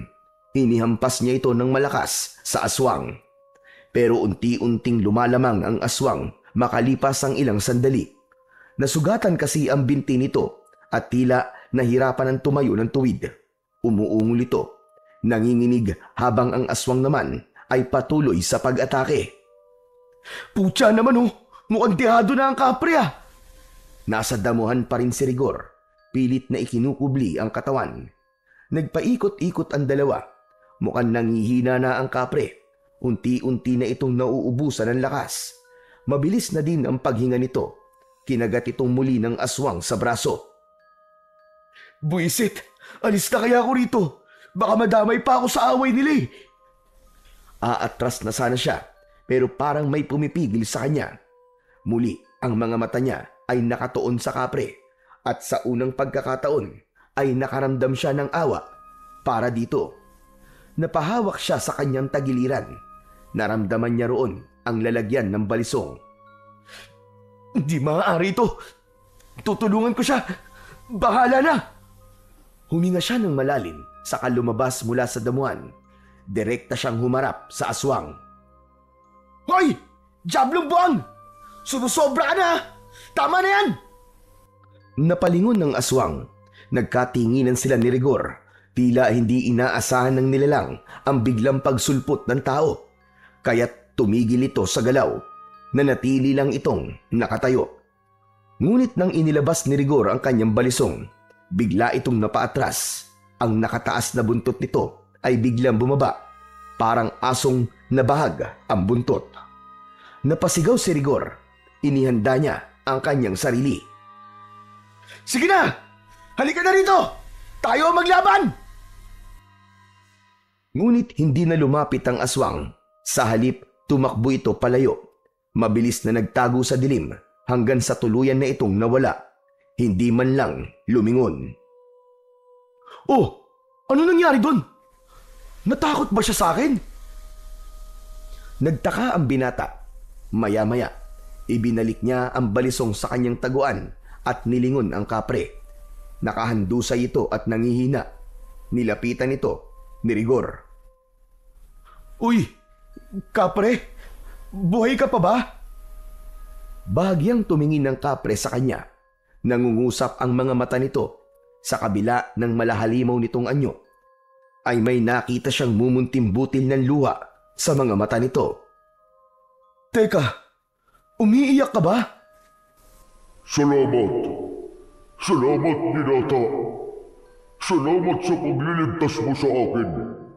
Kundi dahil sa'yo, baka wala na ako. Ayos lang yun. Ano bang pwede kong gawin para makatulong sa'yo? Tulungan mo akong makalapit sa mismong puno para makabalik ako sa aming kaharian. Hindi na nagtanong pa si Rigor. Dahan-dahan niyang itinulak ang katawan ng kapre papalapit sa balete. Mabigat ito, pero pinilit niyang gamitin ang buong lakas para maidikit maski man lang ang kamay nito sa puno. Nang dumampi ang palad ng kapre sa katawan ng balete, parang may munting liwanag na sumilab sa puno. Napapikit ang kapre. Tila may enerhiyang dumadaloy sa puno patungo sa katawan nito. Nang makabawi ng konting lakas ang kapre, muli nitong idinilat ang kanyang mga mata. Ikaw, tao. Bakit mo yun ginawa? Ang alin? Bakit mo ako iniligtas? Hindi ko nga rin alam eh. Pero kasi nakita ko na nangangailangan ka ng tulong, kaya tinulungan na kita. Maski di ko alam kung kakayanin ko ba talagang harapin yung aswang na yun o hindi. Napangiti ang kapre sa kanyang sinabi, kahit may bahagyan dugo pa sa labi. Hindi ko akalain na may mabuti ka palang puso. Ha? Ako? Hindi naman masyado. Maraming salamat ulit, binata. Babalik ako. Ipagpapatuloy natin ang hindi natapos na usapan natin na to. Paalam. At sa isang kisap mata, naramdaman niya ang malamig na hangin na dumampi sa kanyang pisngi, kasabay ng pagkawala ng kapre. Uy, teka, sandali lang! Bumalik ka dito! May kailangan pala tayong pag-usapan! Yung kaibigan ko! Pagalagin mo na, nakikiusap ako! Ngunit wala na ang kapre. Wala nang sumagot sa kanya. Unti-unti, napaupo siya at nakaramdam ng panghihinayang. Napayuko si Rigor. Maigpit siyang humawak sa katawan ng puno. Parang umaasa pa rin na baka sakaling magbalik ang kapre. Naramdaman niya ang gaspang ng balat ng balete, pero wala na talaga. Umupo siya sa paanan ng puno. Hindi niya na napigilan ang pag-iyak. Isinubsob niya ang kanyang muka sa kanyang palad. Ang tanga mo, Rigor! Ang tanga mo! Dapat kanina ko pa sinabi. Dapat sinabi ko na kagad na patawarin niya na kami ni Toryo. Napagalingin na niya ang kaibigan ko. Bumuntong hininga siya. Pinikit ang mga mata. Pinilit niyang inalala ang mukha ng kapre. ang huling ngiti nito. Maya-maya pa, napausal siya ng dasal. Kaibigang kapre, kung naririnig mo pa ako, kahit saan ka man naroroon, sana pagbigyan mo ako. Patawarin mo na kami ng kaibigang kong si Toryo sa panggagambala namin sa'yo. Tumayo na siya. Naglakad palayo sa puno. Pero bigla siyang natisod sa isang bagay. Nang tignan niya ito, isang tabako. Ang tabako ng kapre. Maingat niya tong pinulot. Mabigat ito at may halimuyak na parang amoy sunog na dahon na may itim na alkitran na para bang may insenso. Hindi niya maintindihan ng amoy. Pinagmasdan niya pa itong mabuti. Bagamat may baga at usok sa dulo nito, ay hindi ito nauupos. Ayos to ah! Anli Yossi! May mini version kaya tong tabako na to? Umupo siya sa isang ugat na nakausli at sinipat pa ng mabuti ang tabako. Namamangha kasi siya sa mga angking katangian nito. Kung naririnig mo ako, bossing, sana maayos ka kung saan ka man mapunta. At itong tabako mo, ako na muna ang bahala dito. Ngumiti siya, tumayo at naglakad pauwi. Dumiretso siya sa bahay ni Ka Pablo. Pagdating niya ron, napansin niyang bukas pa ang ilaw sa loob. Kumatok siya. Ka Pablo? Tao po! Ka Pablo, ako to si Rigor! Ngunit walang sagot ang matandang albularyo. Kumatok siya ulit, mas malakas. Ngunit wala pa ring sagot. Ilang beses pa niyang ginawa ito. Sumilip sa bintana. Umaasang may biglang dudungaw o sisilip din. Ngunit wala. Nagsimula siyang kabahan kung ano-ano na ang pumapasok sa kanyang isipan. Maya-maya pa ay may sumungaw na babae sa bintana ng katabing bahay. Rigor! Wala dyan si Ka Pablo! Sumama yung maglolo sa mga tanod. May tinugis silang aswang kanina. Doon sa may tabing sapa daw. Doon nagpunta yung aswang. Ha? Sila mismo? Sigurado ka ba? Hindi na nga masyadong makalakad si Lolo Pablo eh. Tapos si Toryo may sakit pa. Hindi ko nga din alam eh. Pero nung sumilip naman ako, mukhang ayos naman si Toryo. Malakas at maliksi kumilos. Parang wala namang sakit. Ganun ba? Yung aswang ba na tinugis nila? Alam niyo ba kung anong itsura? Isang dambuhalang itim na aso daw. Ano? Sige na, isasara ko na tong bintana. Pasensya ka na ha. Kailangan kasi mag-ingat. Ikaw, mabuti pa umuwi ka na. Wala ka pa namang kasama. Baka mamaya biglang magpakita sa'yo yung dambuhalang aso. Ayos lang ako. Salamat. Nagpasya na si Rigor na umalis.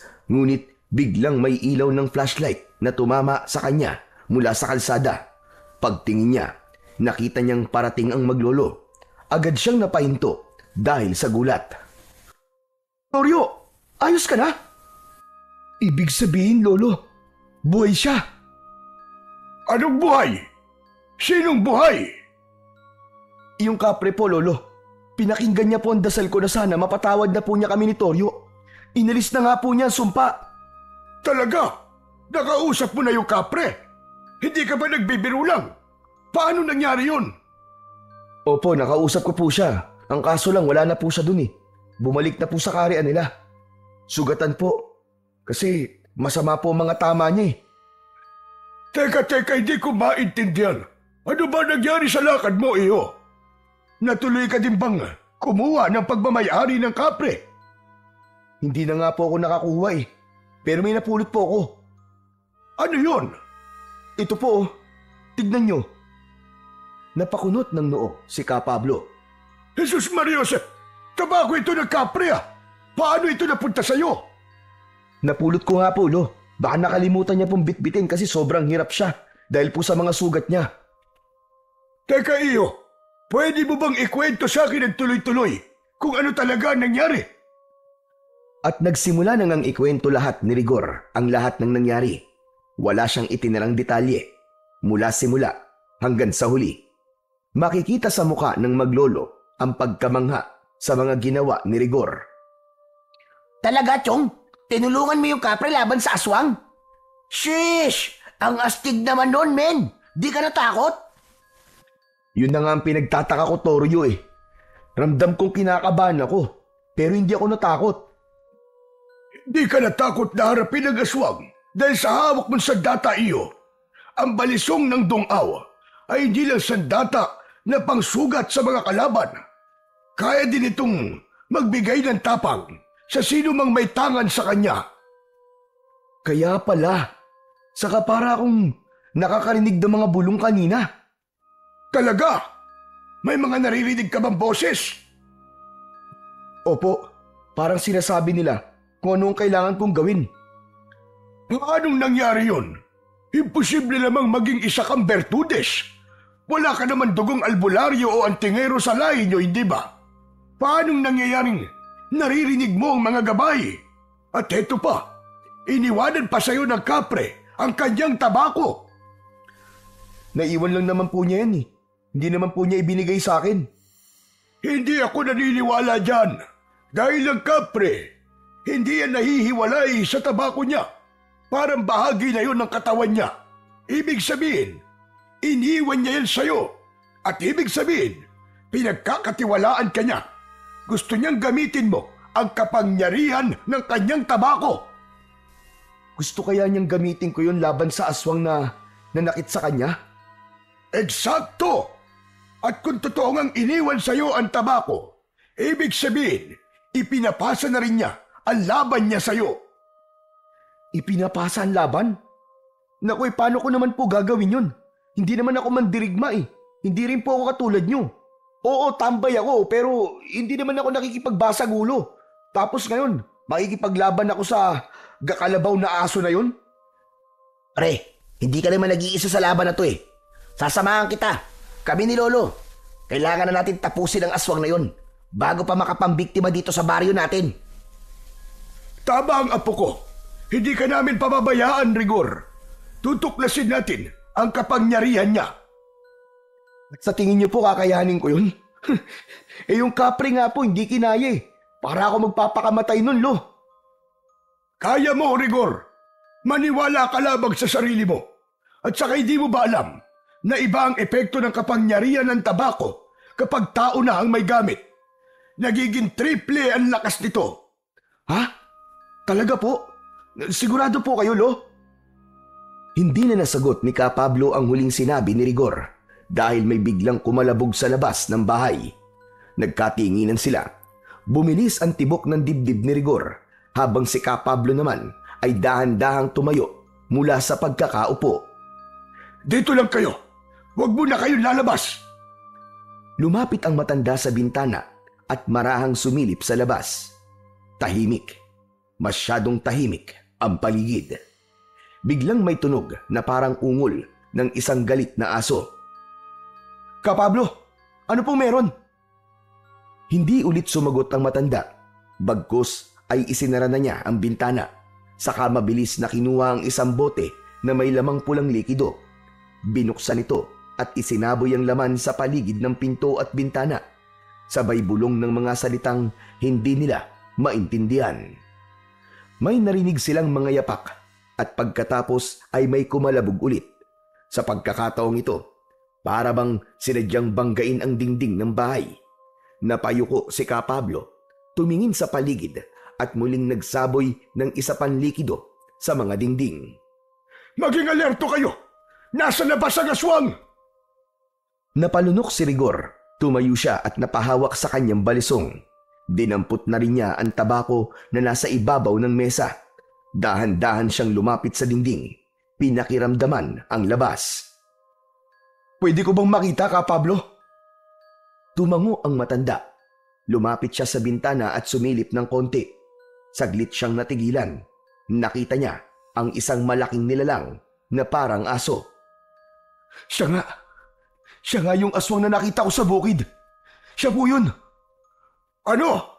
Kung ganon, gusto mo ba subukan ng kapangyarihan ng tabako? Napatingin sa kanyang mga kamay ang binata.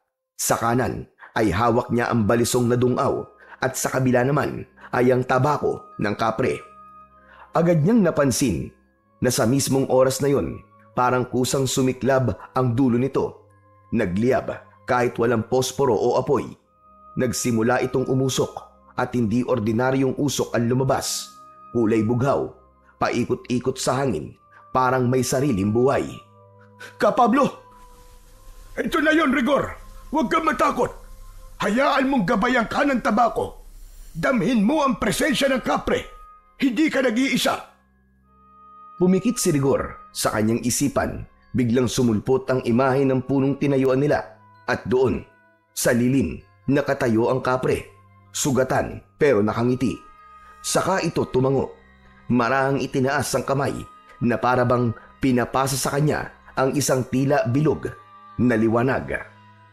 Nang abutin niya ang liwanag sa isip, agad na naramdaman niya ang biglang pag-init ng kanyang dibdib. Hindi masakit pero mabilis ang kabog nito. Dahan-dahan niyang iminulat ang kanyang mga mata. Naramdaman niya ang malamig na hangin na tumama sa kanyang muka. Ngunit ngayon ay may kakaibang pakiramdam.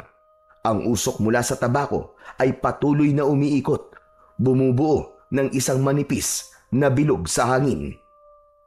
Nakuha mo na ang basbas. Ngayon ay pakinggan mo na ang paligid. Ramdam mo na ba? Tahimik si Rigor.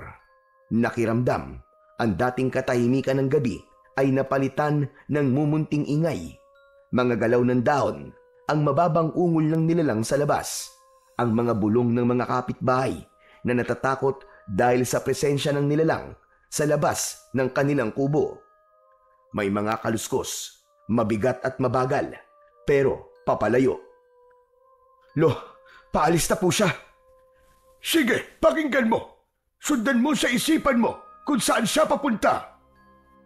Ginawa nga ni Rigor ang sinabi ng matandang albularyo. Muli niyang ipinikit ang kanyang mga mata hanggang sa nakarinig siya ng malalakas na pagsigaw. Tulong! Tulungan niyo ako! Diyos ko, may aswang sa bahay ko! Kina Barbie, doon po siya nagpunta. Toryo, tulungan natin si Barbie. Sige, tara! Agad silang nagtakbuhan palabas ng bahay. Mabilis na nakalayo ang dalawa, samantalang si Pablo ay sumunod na lamang. Pagdating nila sa tindahan ni Barbie, agad nilang nakita ang mga nagkalat na basag na paso, ang mesa at upuan na nakatumba. Bukas ang pinto ng bahay. Agad na pumasok ang dalawa sa loob. Rigor! Toryo, tulungan niyo ako! Aray, at sakit! Nakita nila si Barbie sa sulok ng sala nito. Duguan, hawak ang binti, at doon sa binting yun, nakakagat ang isang aso. Karaniwan lang ang laki nito, pero mapula ang mga mata at may matutulis na pangil. Hindi na nagdalawang isip pa si Rigor. Mabilis siyang lumapit, hawak ang balisong, at sa isang iglap, sinaksak niya ito sa tagiliran. Agad na nabitiwan ng asong aswang ang binti ni Barbie. Umalulong ito ng malakas, ilang beses, at pagkatapos ay kumislot ang mga paa nito ng maras, at pagkatapos ay bigla itong tumigil. Patay na ang aswang. Ano? Ganun lang yun? Ang dali lang ah! Ako, salamat Rigor! Salamat talaga! Akala ko katapusan na ng beauty ko eh! Tinulungan nilang makaupo si Barbie sa sofa. Sakto namang dumating si Pablo at nakita niya ang nangyari. Tapos na! Opo, Lolo. Isang saksak lang. Patay na agad yung aswang. Mahinang nila lang naman pala yan eh. Aba, mahusay kung ganon. Ngayon ay wala na tayong problema dito sa baryo. Ay teka Barbie, nasugatan ka. Opo, nakagat po ako ng aswang. Sige, gagamutin natin ang mga sugat mo. Huwag kang mag-alala. Lumapit ang matanda, saka lumuhod sa harap ni Barbie. Inilabas din niya sa bulsa ang likidong ginamit din ito, pambasbas sa mga pinto at bintana ng bahay niya. Ano po yan, Pablo? Mula ito sa pinaghalo-halong halamang gamot. Mabisa ito kontra sa laso ng aswang. Tiisin mo lang. Medyo maapdi ito. Pakikiritin ito ang iyong sugat. Ibinuhos na ng matanda ang langis sa sugat. Napapikit si Barbie at napasinghap. Aray! Aray ko, Diyos ko, ang sakit! Ang init po! Ano po ba talaga yan? Chili oil? Ganyan talaga yan. Tiisin mo lang. Kasi ibig sabihin, umi-epekto na. Sinusunog na nito ang lason sa ugat mo. Meron ka bang gasa dito? O kaya malinis na tela. Itatali natin sa sugat mo. Meron po. Nasa medicine cabinet ko. Toryo, kunin mo sandali. Opo, sige po. Agad na tumayo si Toryo. Tahimik niyang kinuha ang gasa sa kabinet at mabilis na iniabot ito sa kanyang lolo. Maingat na tinanggap ito ng matandang albularyo at dahan-dahang binalutan ang sugat ni Barbie. Nang matapos, tinapik niya ang tuhod ni Barbie. Pagkatapos ng ilang sandali, tila nag-iba ang aura ni Barbie. Hindi na siya namumutla, hindi na rin nanginginig. O ayan, bukas baka mamaga pa yan. Pero huwag kang mag-alala. Hindi naman nakakalat ang lason. Nako, thank you po. Salamat talaga sa inyong lahat. Mabuti na lamang dumating kayo. Walang anuman, Barbie. Hindi ko akalain na sa panahong ganito, kayo pala ang maaasahan ko. Alam nyo na, kayo kasi yung sinasabi ng iba na lasinggero lang, mga sunog baga, tambay, walang silbi. Pero kayo ang tumulong sa akin. Maraming thank you talaga, ha? Hehehe, yun din nga ang akala ko eh. Pero may pakinabang din pala kami, no? Di lang pala kami pang inuman, pang resbakan din. Wala yun, Barbie. Huwag mo nang isipin yun. Lahat naman basta't nangangailangan ng tulong, tutulungan namin. Lalo ka na. Sa totoo lang, ikaw lang din naman yung hindi tumitingin sa amin na parang basura eh. Hindi ka namimili ng customer mo. Ikaw lang yung nakakausap namin na di kami tinatawag na mga walang kwenta. Kaya deserve mo talaga na tulungan. Tama. Saka kung hindi narinig nito si Rigor yung sigaw mo at may nangyaring masama sa'yo, kami din ang kawawa eh. Ano ka mo? Kawawa? Bakit naman? Kapag namatay ka kasi, wala na kaming matatambayan at mauutangan. Ayan ha, bolahan na tayo ha. Ang mabuti pa, magkape kayo. May mainit na tubig doon sa termos. Magtimpla ka, Toryo. Ipagtimpla mo na rin si Lolo Pablo at si Rigor. Tapos, kumuha ka ng tinapay doon sa tindahan. Naku, wag na, Barbie. Huwag ka na mag-abala pa. Ay, hindi. Huwag yung tanggihan yung pakape ko, ha? Pasasalamat ko yun sa inyo. Sige na, Toryo, please. O siya, sige. Salamat. Ako nang bahala. Tahimik na ang bahay. Abala si Toryo sa kusina. Nagtitimpla ng kape. Sa sala naman, nakaupo si Barbie, Rigor at Ka Pablo. Nang masulyapan ni Rigor ang aswang na nakahandusay sa sahig, ay agad niya itong dinampot at itinapon sa labas ng bahay. Isinarado na niya ang pinto pagkatapos. Kampante na sila. Akala nila'y tapos na ang lahat. Akala nila ligtas na sila. Pero ilang saglit pa, narinig nila ang malakas na yabag sa labas. May mga parang umiikot-ikot sa loob ng bakuran. Maya-maya pa ay narinig na nila ang mga kalmot sa dingding. Parang may matutulis na kuko na humahagod sa kahoy. Mabilis, parang gigil na gigil. Sinundan pa ito ng mga ungol na punong-puno ng galit. Nagkatinginan sila Rigor, Ka Pablo at Barbie. Ano po yun? Mukhang hindi pa tapos. Mukhang may kasama yung aswang na napatay. Mukhang marami sila, ha? Mga 3 o 5. Yun ang nararamdaman ko. Hindi po, Ka Pablo. Nagkakamali kayo. Marami talaga sila. Sobrang dami po nila. Biglang tumindi ang mga kaluskos sa labas ng bahay. Ang mga kuko ng mga nilalang ay kumakaskas sa dingding na parang gustong wasakin. At ang bubong ay tila gustong baklasin. Halos hindi na nila alam kung saan titingin sa puntong yon. Lalo pat sinasabayan nito ng malalakas na alulong ng aso. Napatigil si Rigor. Naramdaman niya ang bagyang pagninig ng kanyang mga kamay dahil sa tensyon. Hindi niya namalayan na nahit-hit niya ang sigarilyo na hawak. Bigla siyang napaatras at napaluhod. Dumilim ang kanyang paningin saglit. Napakapit ang binata. Nang muli siyang dumilat, ang mga mata niya ay naging pulang-pula at nanlilisik. Si Barbie at Ka Pablo ay parehong napatitig sa kanya. Rigor, ano nangyayari sa'yo? Aswang ka na ba? Hindi siya aswang, pero mukhang sumalib sa kanya ang mga katagian ng kapre.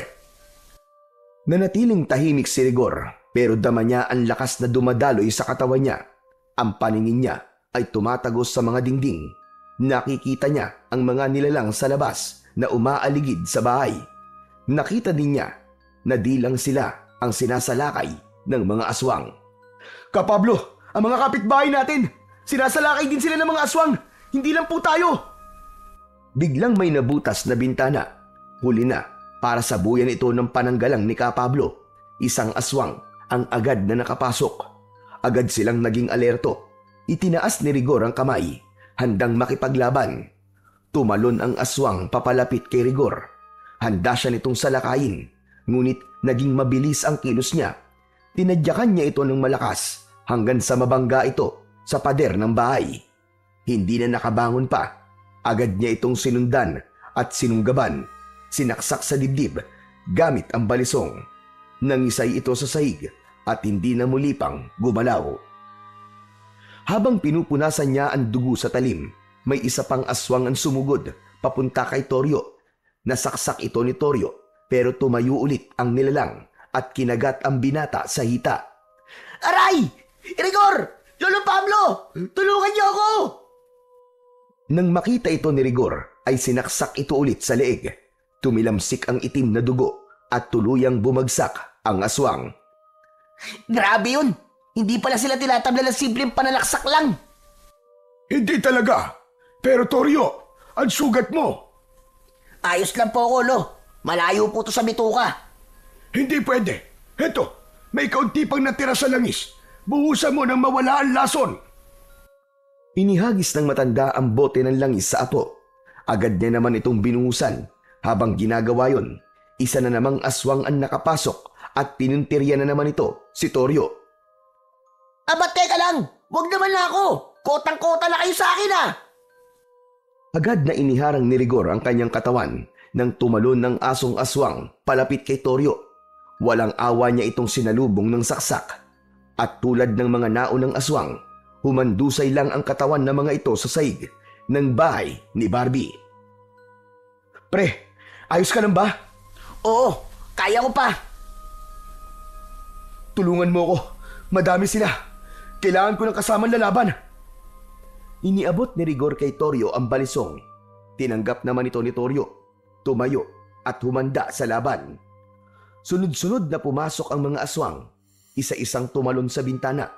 Mabilis ang galaw ng mga ito. Pero mabilis din ang naging reaksyon ng dalawang magkaibigan.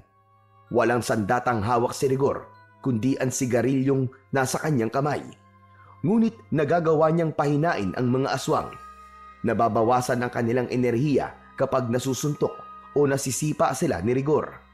Habang pinapahina ni Rigor ang mga aswang sa pisikal na atake, si Toryo naman ang pumapatay sa mga ito.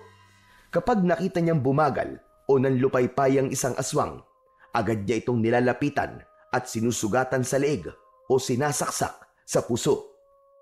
Nang matapos nilang patumbahin ang huling aswang, nagtama ang tingin ni Rigor at Toryo. Parehong pagod at hingal na hingal. Hindi pa tapos, pre. Yung mga kapitbahay natin, kailangan natin silang tulungan. Tumango si Toryo. Lumabas sila ng bahay. Narinig nila ang malalakas na sigawan. May ilang mga kababaryo na rin ang nagtatakbuhan at ang iba nilalapa na ng mga aswang. Nagulat sila sa bilis ng mga pangyayari. Ngunit wala na silang magagawa sa mga patay na, kundi ang bigyan sila ng hustisya. Pinatay nila ang bawat aswang na makasalubong sa labas. Si Rigor, gamit ang kakaibang paningin, ay natukoy kung saan ang pinakamaraming aswang. Dinala niya roon ang kaibigang si Toryo. Naiwan na si Barbie at Kapablo sa isang kwarto sa bahay ni Barbie at doon pansamantalang nagtago. Pinuntahan ng dalawang magkaibigan ang bahay ng isang pamilya na naiipit sa loob ng bahay. Pinaliligiran ng mga aswang ang kanilang tahanan. Mahigit sa 10 ang mga aswang na paulit-ulit na sumusubok sirain ang pinto. Tahimik na sumenya si Rigor kay Toryo na huminto muna. Itinaas niya ang hawak na tabako at itinapat sa kanyang bibig. Isinubo niya ito at humithit. Matagal, tila iniipon ng usok sa kanyang baga. Ilang segundo siyang hindi gumalaw. Pagkatapos ay dahan-dahan na ibinuga ang usok. Ang usok ay parang may sariling buhay. Papunta ito sa direksyon sa harap ng bahay ng pamilya. Pumwesto sa pinto at nagmistulang isang harang. Biglang nagsipag-atrasan ang mga aswang. Para bang may hindi nakikitang pader na pumigil sa kanila. Ang iba sa kanila ay umalulong at ang ilan naman ay tumakbo ng palayo. Tong, anong ginawa mo? Hindi ko rin alam eh. Basta may naririnig lang akong bulong sa isip ko na kailangan kong gawin yun. Kaya ginawa ko kaagad. Mukhang malakas ang kapangyarihan ng tabako na yan ah. Tignan mo, takot na takot ang itsura ng mga aswang sa simpleng usok lang na nagawa mo. Kaya nga eh. O paano? Tapusin na natin ang laban. Ubusin natin ang mga aswang na yan. Muli nang hinarap ng dalawa ang mga halimaw. Hindi na sila nag-aksaya ng oras. Muling hinit-hit ni Rigor ang tabako at sa bawat pagbuga ng usok, tila nagkakaroon siya ng panibagong lakas. Ang kanyang pandama ay lalong tumatalas. Unang sumalakay ang tatlong aswang mula sa kanan. Mabilis ang kanilang galaw, parang aninong sumusulpot mula sa dilim. Ngunit agad silang sinasalubong ni Rigor. Tila agad na nitong nalalaman kung ano ang mga nangyayari at nababasa niya ang galaw ng bawat aswang. Sa isang iglap, nasuntok niya ang isa sa mga aswang. Humabol si Toryo at isinaksak ang balisong sa leeg ng pangalawa. Umagos ang dugo nito at bumagsak ng pasadsad sa lupa. Ang pangatlo ay sinalubong din ni Rigor at sinipa doon pa lang sa ere. Napasigaw ito sa hapdi at tuluyang bumagsak sa lupa. Isang huling saksak mula kay Toryo ang tumapos sa buhay nito. Pagod na ako. Kailangan na natin tapusin ang laban na to. Muling humithit si Rigor ng tabako at humigop ng mas malalim. Nang ibuga niya ang usok, diretso itong pumulupot sa mga aswang. Ang iba naman ay nagsimulang magsuka, nalason sa usok. Habang lumalalim ang gabi, lalong lumalakas ang loob ni Rigor at Toryo. Duguan na ang kanilang mga damit at may ilang sugat na rin sa kanilang mga kamay. Pero hindi sila tumigil. Isa-isang bumagsak ang mga aswang. Ang ilan ay pilit pang lumaban, pero sa huli napapatay din. Hanggang sa ang natitirang mga aswang ay nagsimulang umatras, tumakbo palayo. Agad silang hinabol ng dalawa. Pinaslang, walang pinatawad. Isa sa mga aswang ang nagtangkang magpalit ng anyo at nagpanggap na tao. Pero dahil sa taglay na malakas na pakiramdam at paningin ni Rigor, nalaman nito ang pagpapanggap. Nilapitan niya ito at tinapos. Pagkalipas ng halos ilang oras ng tuloy-tuloy na labanan, huminto na ang mga alulong. Tahimik na ang buong paligid. Nagkalat ang mga bangkay ng aswang sa paligid. Wala na. Wala na sila. Naubos na. Tapos na ang laban. Lumapit si Toryo. Hawak pa rin ang balisong. Kapwa sila hinihingal. Ang angas natin, Tol! Ang galing natin! Oo, ang galing mo, Toryo. Dahil sa kapangyarihan ng mga sandata natin, ligtas na ang baryo. Inayos ni Toryo ang kanyang tayo at sa gitna ng kalsada, buong lakas siyang sumigaw. Tapos na! Ligtas na ang baryo! Wala na ang mga aswang! Maya-maya pa, nagsilabasa ng mga tao mula sa kani-kanilang mga bahay. At nang makita ang dalawa at ang maayos ng sitwasyon sa labas, ay sabay-sabay na nagpalakpakan ang lahat. May mga umiiyak, may mga nagdasal, at karamihan ay lumapit kina Rigor at Toryo upang magpasalamat. Hanga sila sa ipinakitang kabayanihan ng dalawa. Nang matapos, ay agad silang nagtulong-tulong para iligpit ang katawan ng mga aswang. Sa gitna ng plaza, sama-samang binuhat at inipon ng mga lalaki ang mga bangkay ng mga aswang. Binalot ito sa mga lumang tela, binuhusan ng gasolina at sabay-sabay nilang sinunog. Nang matapos ang lahat, nagpaalam na si Rigor at Toryo sa mga tao. Binalikan nila si Barbie at ka Pablo. Grabe! Kung nakita nyo lang, ang galing namin, Lolo. Napatay namin yung napakadaming aswang na sumalakay dito sa baryo. Grabe! Ganun ba talaga kadami yung mga aswang na yon? Diyos ko, Day! Wala man lang nakapansin sa atin na may mga nakapasok na palang ganun nila lang dito sa baryo. Kaya nga maging ako, hindi ko man lang napansin. Kakaiba silang kumilos. Masyadong maingat, kaya hindi talaga sila napansin. Marami ako nakikita mga bagong mukha nung nakaraang araw. Pero hindi ko naman akalain na mga aswang pala sila. Grabe, nakakasyokot. Buti na lang talaga, magaling kayong dalawa. At dahil dyan, ililibre ko na ang electric fan sa inyo kapag mag-iinom kayo dito sa tindahan ko. O diba? Perfect!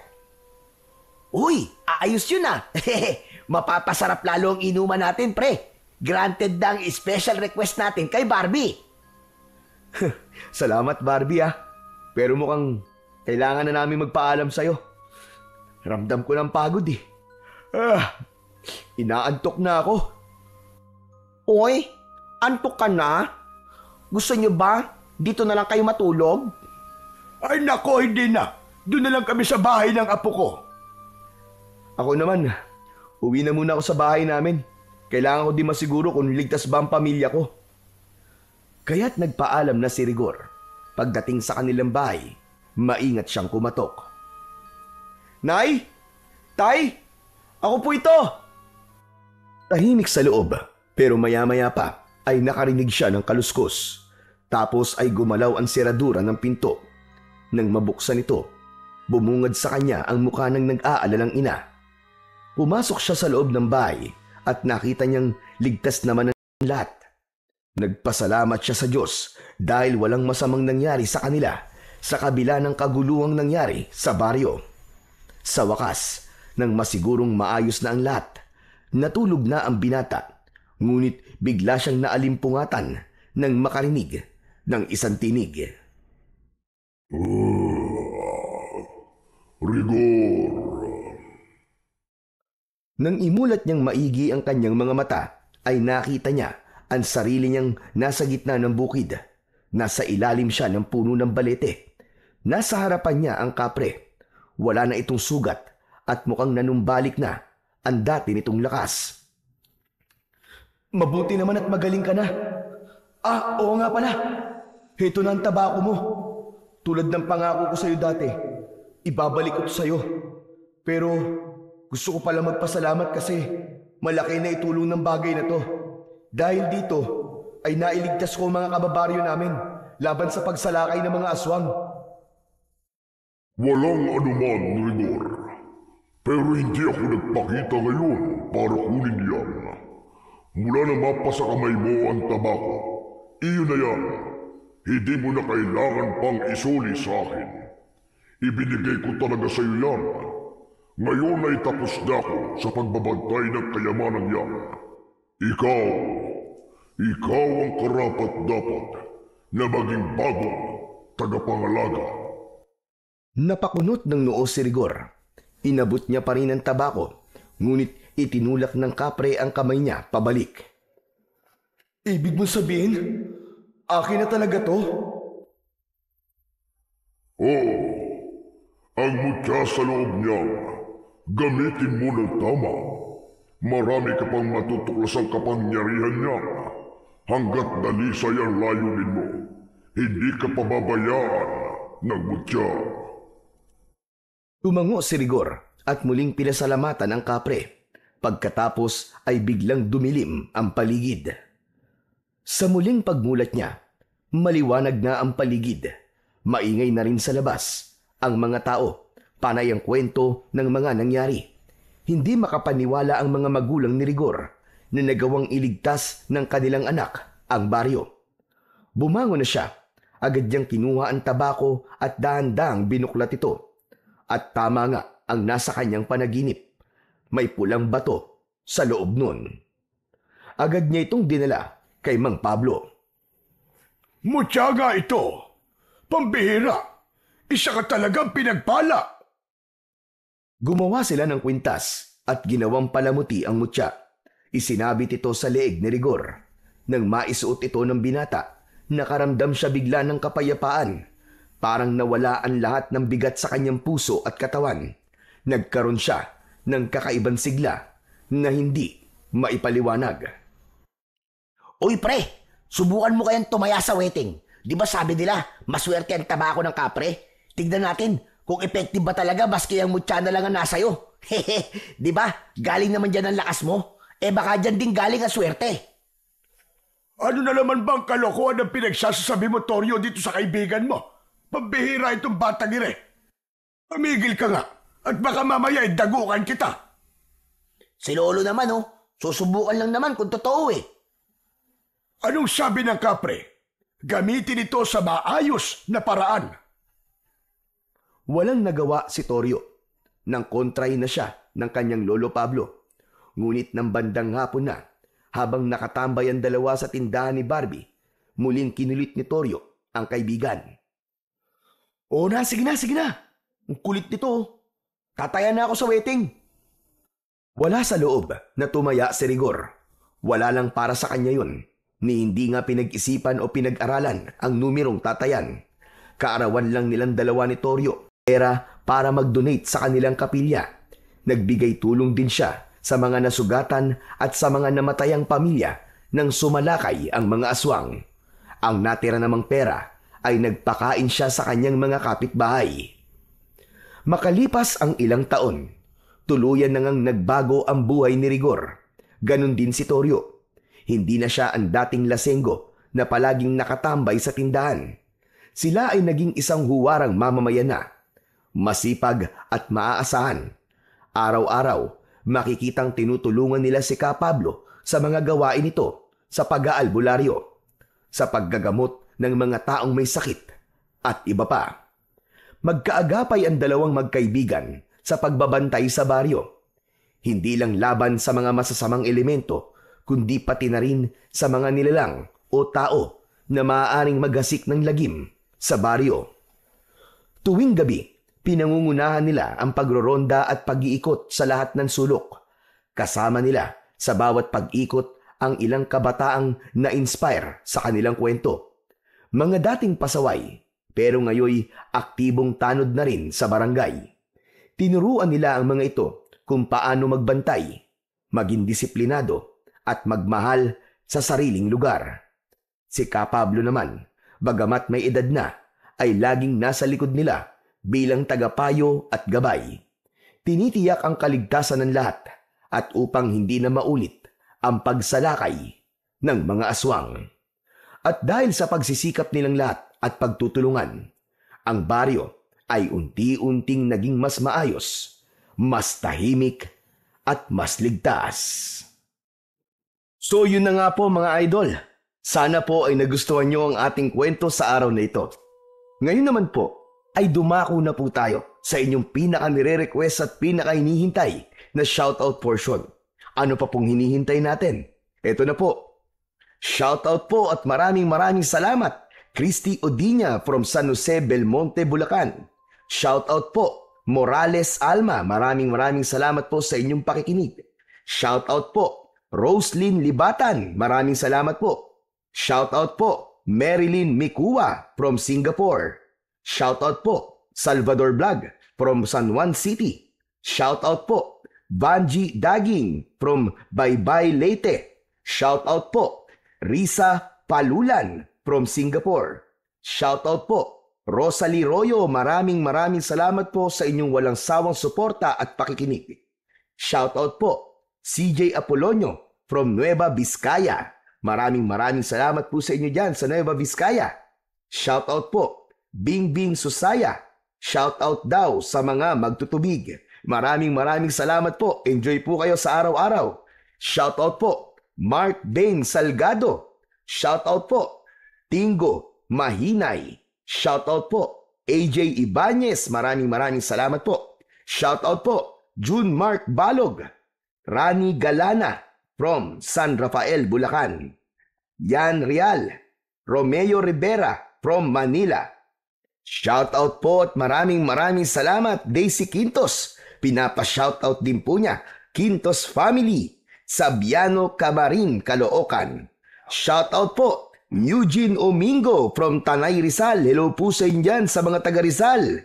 Shoutout po, Maring Tess from Kabangkalan, Negros Occidental. At syempre, last but not the least, shoutout po, Che Jane Gregorio from Malaysia. Muli po, maraming salamat po sa inyong lahat sa walang sawang suporta at pakikinig ng mga kwentong aswang at katatakutan